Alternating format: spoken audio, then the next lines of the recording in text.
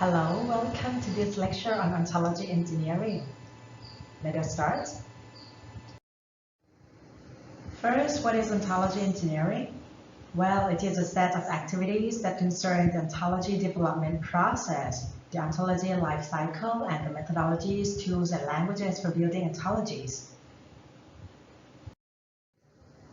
Well, when we talk about ontology life cycle, it involves a group of processes related to project management, which involve controlling, planning, quality assurance. And that means we need to do the documentation, we need to perform evaluation, and we need to also acquire knowledge. And these will include process related to domain analysis, conceptualization of ontology, implementation of ontology, as well as the usage and maintenance of ontology. We can see from this slide that ontology engineering activities can be grouped into several categories, starting from management, then development-oriented, also support. So let's focus first on the management. In the management, there are three sub-activities that are important, which is scheduling, controlling, and also quality assurance. Then, if we consider development-oriented activities, we can see that we can further classify into pre-development related activities, development activities, and also post-development activities. Inside the pre-development, it means before we start to develop, we need to have an understanding of the environment of the domain. We need to also have a feasibility study performed to make sure that it's feasible to develop an ontology of that domain.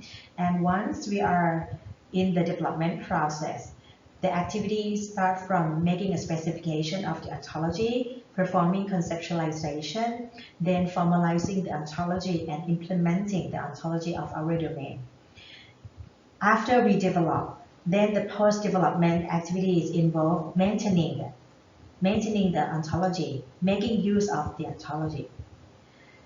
Then next, let us move to the support-related activities, which involve activities such as knowledge acquisition, evaluation of our ontology, integrating the ontology with other existing ones, also documenting the ontologies that we develop, merging the ontology with others, making the configuration management, as well as making the alignment of ontology with other standard or existing ontologies. So, what is the definition of ontology development? Well, the term or the process related to ontology development involve in detail of defining terms in the domain and defining relations among those terms. So what does it mean? It means that we need to define concepts or classes that belong to the domain.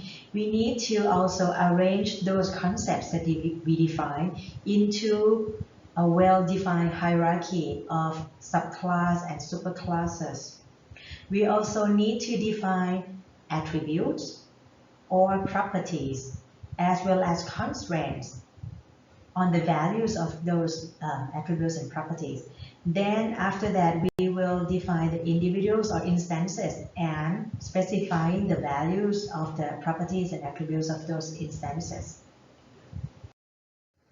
Therefore, when we talk about ontology development process, these are the steps that would involve. Of course, we need to have the step for determining the scope, consider reusability of existing ontologies that might exist, enumerating the terms, that means defining the classes, defining the properties, defining the constraints, and then making or creating instances or individuals. However, in reality, all these steps may not be a sequential manner like this, but could become an iterative process. That means we might do scope determining, consider reuse, enumerate term, then find existing ontologies for reusing again, then making a class, defining the terms, defining the class, and so on. So this kind of iteration could really exist in the real development process. Here we will see a step-by-step of developing an ontology on wines and wineries. So suppose that we are interested in knowing which wine should be served, which particular food, and also we are interested in concepts related to wines, the wineries, the location of wines such as French wines and regions, several regions of making wines, and yeah, maybe California wines, wine regions, and many other knowledge related to wines that we might be able to obtain from other sources of knowledge. Okay, so let's determine the first step, right? Determine domain and scope of our ontology. In this step, it means that we need to define what will the ontology cover, and for what we are going to use the ontology, and for what types of questions that our ontology should be able to answer. And in this case, remember, we used to talk about the technique called defining competency questions, or CQ. And with this technique of defining CQ, it means that we can define the scope and the domain of our ontology pretty well. We can understand that we want our ontology to be able to answer these particular questions and similar questions to this CQ we define. And keep in mind that the answer to this CQ may change during the life cycle of ontology development. So that is why we need to also have ontology maintenance activity. Okay, so let's have a look at some example of CQ for this wine domain. So the CQ in this example, we might want to define that our ontology should be able to describe wine characteristics that we should consider when choosing a particular wine for certain food. And also it should have the capability of answer that whether given a particular wine, is it a red wine or is it a white wine? And also, suppose that you have some bottle of wine. You might want to check and know that whether that wine go well with a particular food of your choice or not. Or maybe you might have a particular food in mind, here such as grilled meat. You might want to find that which wine that should be the best wine to serve with this kind of food. Okay. And then you might want to list all characteristics involving wine that will be used for selecting a dish. Okay. Or another CQ here is related to flavor or body characteristic of a specific wine, and whether is it related to the year of the wine or something like that. Okay. Then in the next step, after we have done the scope determination, we need to move to the second step. The second step is consider reuse. What does it mean? It means that instead of creating a new ontology every time you have a need for an ontology, it's not good, right? Because there might exist such an ontology that other people already create. So by reusing an ontology, it helps us in several aspects, of course. We can save the effort. We can also interact with the tools that use other ontologies, and we can use the ontologies that have been validated by other domain, other applications already.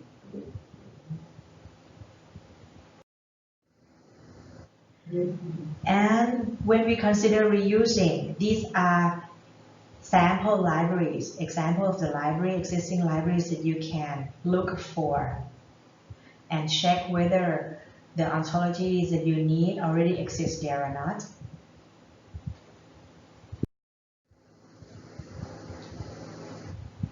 Here would be another libraries or directories of ontologies.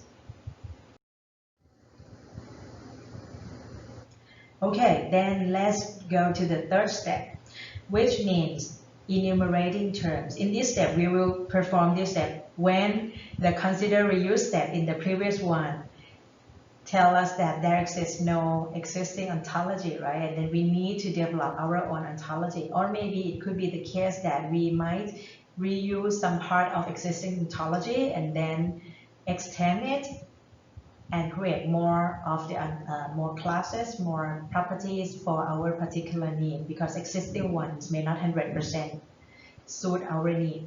Okay, so with this step, enumerate important terms. So what does it mean? It means we are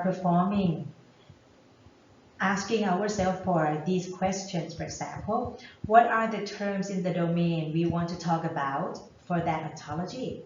What are the properties of these terms, and what else that we want to define in terms of characteristics about the terms?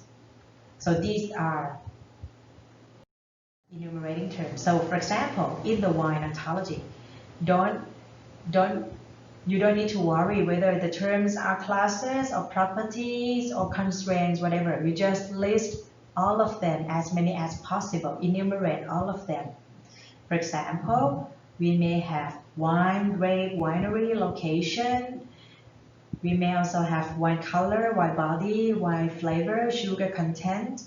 We may also think about white wine, red wine, Bordeaux, and food, seafood, fish, meat, vegetable, cheese, and so on. So these are terms enumeration. Then in the next step, out of these terms that we define, right, we need to choose which one's supposed to be the classes within our ontology. So we need to make sure that we understand what does it mean by a class first, right? So a class in ontology that we already discussed, it means a concept within the domain. For example, we can have a class of wine, a class of wineries, a class of red wines. So it means that class is a collection of elements, of instances, of entities having similar properties.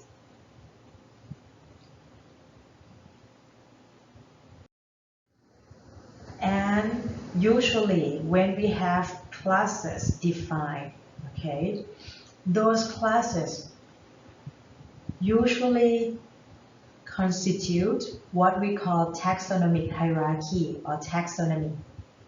And that is the class hierarchy or subclass, superclass hierarchy. And this class hierarchy, sometimes it is called is-a hierarchy.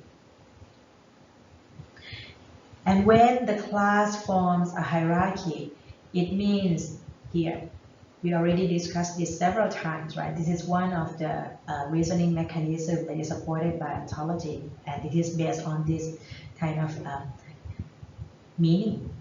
Meaning that whenever we have an instance of a subclass, it means that such an instance will also be an instance of a superclass of that subclass.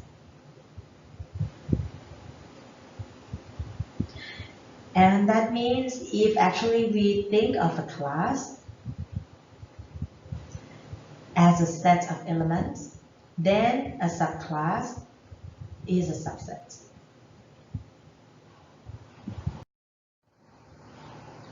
Okay, let's look at an example of a class inheritance, of a class hierarchy. You may think of a class apple. Then it is a subclass of the class fruit, which means every apple, every instance of a class apple is an instance of the class fruit. Also, when we talk about red wine as a subclass of wine, it also means that every red wine is a wine. Or if we have another particular types of wine, Chianti wine, which is a subclass of red wine. Then it means every Chianti wine is also a red wine.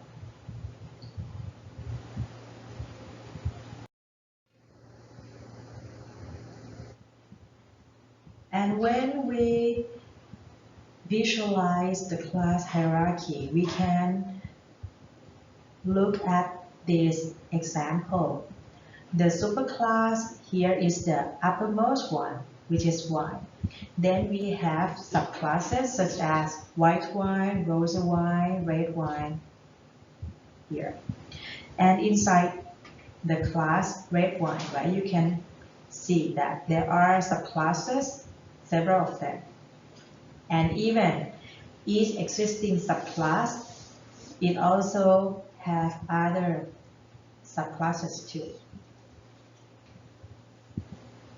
So this is the taxonomic hierarchy that we can view our class hierarchy in this manner. When we define class and the class hierarchy, actually there are several techniques which is called top-down approach, bottom-up approach, or combination approach. Of course, from the top down, actually it's very straightforward that you can understand, right? It is to define the most general concept first and then specialize them. That means superclass first and then subclasses and then subclass of the subclass and so on. For the bottom up, we are defining the most specific concept first. That means the subclass is defined first, and then we organize them or group them and generalize them into a more general classes. In terms of the combination, we usually start from the more salient concept and then generalize, expand to the top, to the superclass, and then specialize them to the subclass. Here we would like to talk about the documentation process. Usually when we define classes, we need to also make the documentation that is similar to when you make computer coding and then you're documenting your code or commenting your code.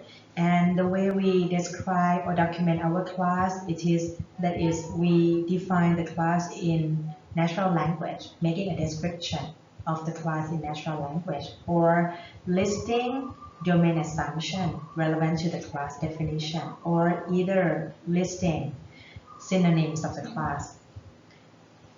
It is very important to note here that documenting the class and documenting the attributes of the class is also an important step as documenting the computer code, especially for maintenance purpose and also for usage purpose, because then we can understand what does it mean by the class that we define. Here we talk about the next step, which is define properties. To define the properties, it means that we want to make an attribute for the instances of the particular class, as well as the relations that the instances may have with other instances. Example would include, if we consider the wine class that we talked before, you can think of the property of wine to include, for example, color, sugar content, and producer. There are several types of properties that we can classify. For example, the first one is called intrinsic properties. For example, consider flavor and color. These are intrinsic properties of wine. The next type of properties is extrinsic properties. You can consider name or price of a wine. These are extrinsic, right? They're not belonging to the wine itself, but they're given more of the attributes to describe the wine. And another type is parts, the properties that define the ingredients, the properties that define the component of a class of an instance, for example. So For the part types of property, it could be ingredients of a dish, could be ingredients or components of things that we have within for each wine, for example. And another types of property would be relations that the class or the instance would have with other class or with other instance. For example, producer. This is a relation that relate wine and winery classes together.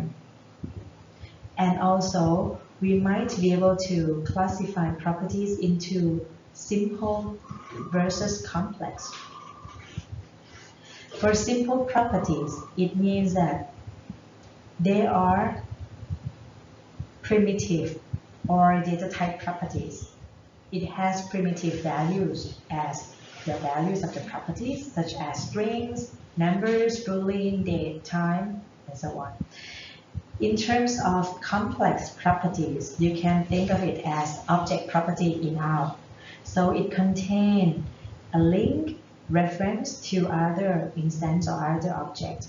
For example, if you look at the producer property, it links from wine to winery. Okay, so this is a complex property example. This slide shows a list of properties for the class wine. So you can see that it may include body, color, flavor, the grade that is used to make the wine, right? Maker of the wine, name of the wine, sugar of the wine. And you can also see that possible values of those properties may be enumerated, okay, such as for the body, there are 3 possible values, which could be full, medium, and light. In terms of color, there are 3 also possible values, which are red, rose, or white, and so on and so forth. And here, this user interface is based on the tool Protege 2000 version. This slide explains about inheritance of attributes from the superclass to subclasses. A subclass inherits all the slots or attributes from the superclass. That means if a wine is defined to have the properties, name, flavor, then a red wine, which is defined as a subclass of wine, will also inherit the name and flavor properties without redefining these properties again for the red wine. And when a class has multiple superclasses, that subclass will inherit all properties or all slots from those multiple superclasses.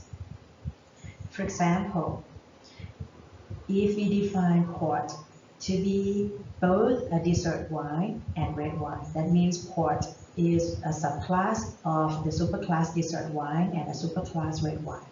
Then it will inherit all properties, including sugar content to be high from dessert wine and color to be red from red wine. Here we will discuss about the next step, which is defining constraints for the property. Property constraint, sometimes called facets. It is used to describe or to limit the set of possible values for a property. For example, we might limit that the name of wine must be a data type of the type string. Okay. The wine producer property must be an instance of the class winery. And also we might also consider limiting that any instance of the class winery can have only one location attribute. This is kind of cardinality constraint. So with this example here, you can see that it is the slots, okay, for the class 1. We define all these properties, and then here are all the constraints of a set. For example, consider body. these define that the constraint says that the allowable values for this body property can be only these three possible values. Okay. Also, the class, also the property maker, okay, which links to the class winery, okay, means that value of this class maker must be instance of the class winery. The same for the property grade, which is an object property referring to the class wine grape. It means that the value of this grape property must be an instance of the class wine grape. So you might be able to see that there are several types of constraints that we can define. First, it is cardinality, which means that we want to constrain the number of values a property can have. Second type of the constraint is value type or data type. We might want to define the data type of the property or the class of the object that the property can refer to. The next type could be minimum and maximum value. That means a range of possible values in terms of numeric data type. And the last type of property constraint would be default value. That means we can also define that when the value is not specified for that property, then the default value will be considered the value for that property. Here we are at the last step of ontology development, which is creating instance. To create an instance, it means that we are defining that an instance belongs to or has the type of a particular class. And then we define the slot values or attribute values of that instance. Okay, here with this user interface, you can see that we are now creating an instance of a class Y, and the name of this instance is this one. For the attribute body, it has the value light. For the attribute color, it has red, flavor, delicate, sugar, dry, and tannin level low, and area, this one, maker, this one, grape, this one. Okay. Next, I would like to discuss about common problems and solutions related to ontology design and development. So let's discuss further. First, it is related to defining classes and a class hierarchy. It is important to remember that there is no single correct class hierarchy. Okay, then it might be the case that different designers, ontology developer might come up with different class hierarchical design. But there are certain guidelines that we can discuss for good ontology design. It is very important to make sure that the defined hierarchy is correct. And that means whenever you are putting a subclass as a subclass of another superclass, then every instance of that subclass must be an instance of the superclass. So this has to be verified when you are putting the class hierarchy in this manner. So make sure every instance of a subclass is an instance of its superclass. Second, since it is possible to have multiple inheritance in ontology, which means that here in this example, for example, a class can have more than one superclass. Okay, that is the meaning of multiple inheritance, and it is indicated in this example as a port wine, which has the superclass white dessert wine and red wine. okay? And it means that this subclass port Y will inherit all properties from dessert Y, as well as all properties from red Y. Also, not only the properties, but restrictions or constraints will also be inherited from the parent classes. And that could lead to conflicts. So we have to be very careful about defining multiple inheritance because conflicts must present there. And we need to perhaps resolve the conflict that occur. The next issue to discuss here is about disjoint classes. You can also define the classes to be disjoint if they do not have common instances among them. And that also means disjoint classes cannot have common subclasses either. Cannot, okay? So let's look here in this example of the wine subclasses, including red wine, white wine, and rose wine.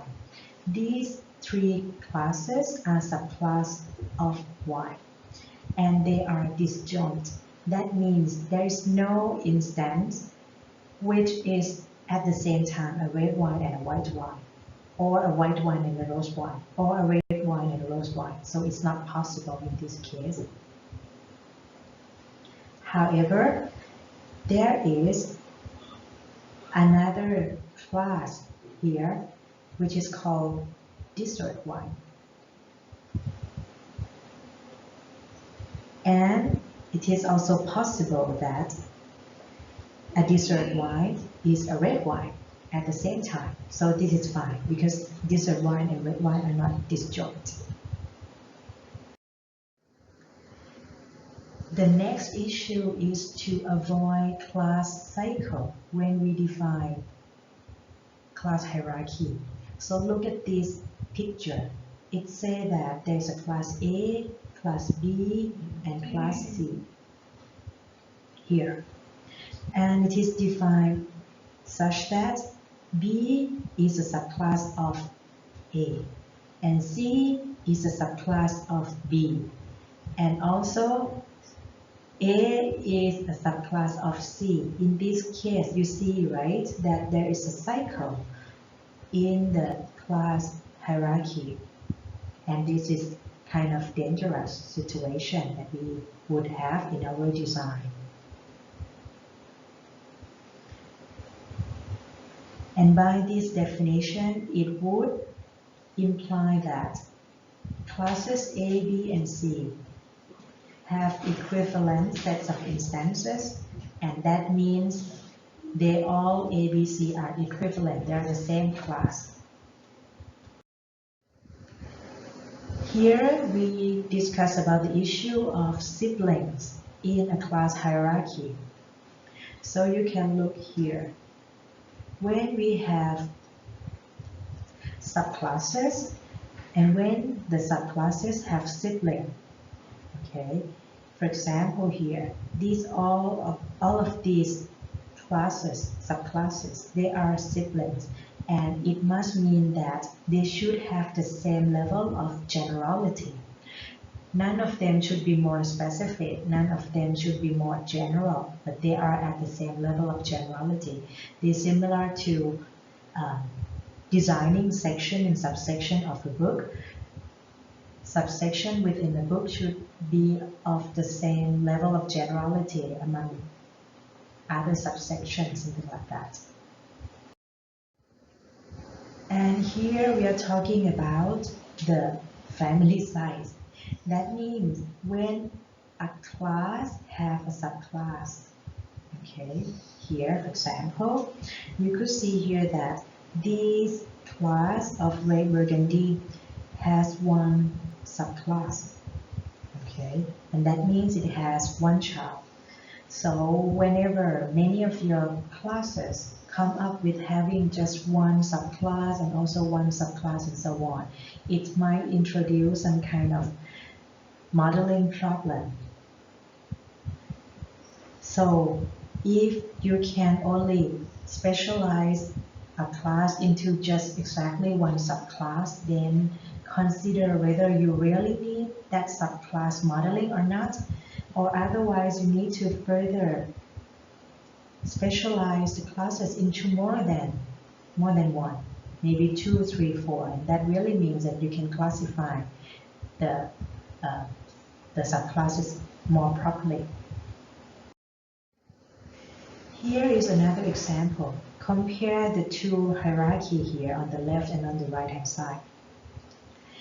On the right hand side, you could see that the classification is pretty flat. That is, there is the class, the superclass Y, and then every other thing become the direct subclass of Y. While in the left hand side here, you can see that there are kind of more classification of subclasses, okay? Dividing Y into white Y, red Y, and so on. And under white Y, we can also further divide them into other subclasses. Similarly, under red Y, we can also further divide it into other subclasses, so on and so forth. So the consideration or the design principle is here.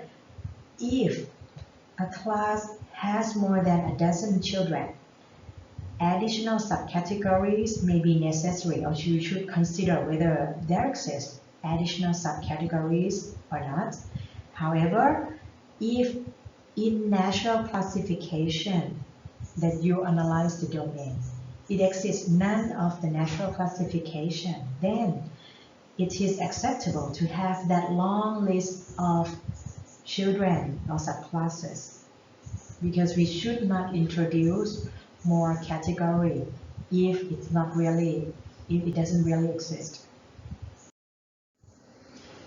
In this guideline, you can see that sometimes it may be easy to make mistakes when we are defining classes and also defining their hierarchy. Be very consistent of using singular or plural terms for your class names. If you're happy with singular term, use it. If you're happy with plural terms, use it, but be very consistent. Don't use both of them, because it might come up with this problem, which is considered making, in this example, okay, which is wrong, saying that wine is a subclass of wines. Exactly, this is not the case. Wine is not a kind of wines.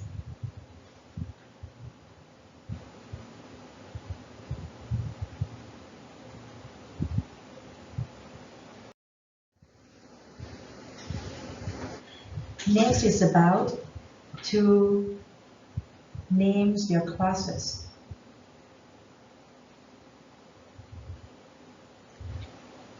Classes is used to represent concepts of the domain, within the domain, but not representing their names. The name of the class can change and can be of several languages, and also synonym of the class name can be defined as well. Many tools, many systems allow us to list these possible synonyms as part of the class definition. So we should not have several names of the same class be defined as several classes. They are the same class, but they can just be represented by several names. That is the thing that I want to emphasize here. Okay, so with this picture, it shows a complete hierarchy of the example class Y for our ontology for the Y that we use in the example. So once when we finish and complete the definition of classes, of course, we can have a look in more detail about the correctness of our slots or properties. When we define domain or range of a property, be reminded to use and find the most general class or classes for your domain. Okay. For example, look at the property flavor. Whether we should define the domain of flavor property to be red wine, union white wine, union rose wine, or we just define the domain to be the superclass wine. The same for produces property, which is a property for the class winery. Then if we consider the range of these produces property, should we define the range of this to be a combination or union of red wine, white wine, and rose wine? Or we just make the range of this property the class wine? So the principles say that find the most general class or classes for your domain and range of your property. And that's it. Choose this for the domain and range in these examples we discussed. Also, don't forget to consider inverse properties. Okay. For example, maker and producers, they are inverse properties of each other. That means the domain and range of them would be the opposite of each other as well. And the instances that they have for the value of the properties will become inverse too. Default values is also important things to define if it's possible to define for your properties. Okay. It is used for defining common values for the property, but it is not a required value. So it means that you may decide to give default value of your property or maybe not. And default value can change. Okay, this guideline limiting the scope, this is very important one that I should emphasize here. Your ontology should not contain all possible information about the domain. Not contain all possible information about the domain. There's no need to specialize or generalize your domain, your ontology, to be more than what your application would require. That means when you define the classes, when you define the properties of the classes, for example, use and list only the most salient properties and also the properties that the application requires. We have some examples in the next slide to discuss. Okay, here, consider our ontology of wine and food, right?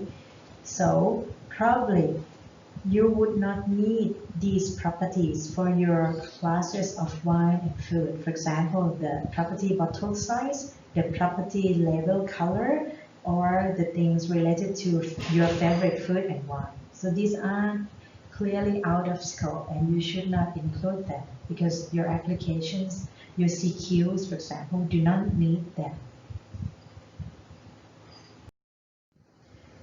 Okay, here comes the last slide of this lecture. So I would like to acknowledge and make reference to this article on Ontology Development 101, a guide to creating your first ontology. And you can find this article online as well, in case you would like to read in more detail. Thank you.